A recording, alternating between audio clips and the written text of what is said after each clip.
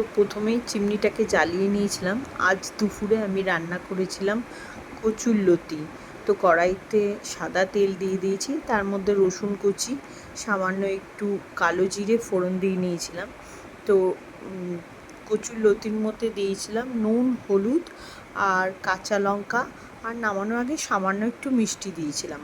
একটু জল দিয়ে নিয়েছিলাম, ভাজা করছিলাম যখন তখন সামান্য একটু জলটা দিয়ে নিয়েছিলাম, নাহলে সিদ্ধ হচ্ছিল না।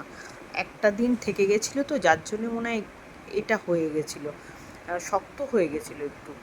তারপরে রান্না করে নিয়েছিলাম শাক, তারপরে রান্না করে নিয়েছিলাম ট্যাংরা মাছ। ট্যাংরা মাছটা আমি রান্না করেছিলাম মূলো, বেগুন, আলু, শিম, এটা আর তোমাদেরকে দেখানো হয়নি। তারপরে রান্না করে নিয়েছিলাম পাঙাশ ট্যাংরা, এটা আমি ঝাল করেছিলাম।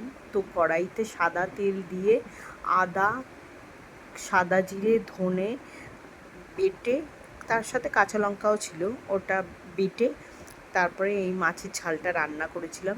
খেতে ভালোই হয়েছিল, সামান্য একটু নুন কম হয়ে গেছিলো। তো ঝোলটা ফুটে যাওয়ার পর আমি কতগুলো কাঁচা লঙ্কা দিয়ে দিয়েছিলাম, ফের আবারও একটু কাশ্মীরি লঙ্কার গুঁড়ো দিয়েছিলাম, তাইতে ঝোলটা এতটাই লাল লাগছে। তো মাছগুলো ছেড়ে দিয়েছিলাম, মাছগুলো ছেড়ে দেওয়ার পর ঝোলটা ফুটে আসলে তারপরেই আমি মাছগুলো ছেড়েছিলাম। তো আজকে দুপুরে আমার লাঞ্চ মেনুতে এগুলোই ছিল। তো খেতে খারাপ হয়নি। আমার রান্না বান্না কেমন লাগছে তোমাদের অবশ্যই আমাকে কমেন্ট করে জানিও। তো আজকের লাঞ্চ মেনু আমার এটাই ছিল। তো চলো, টাটা, বাই।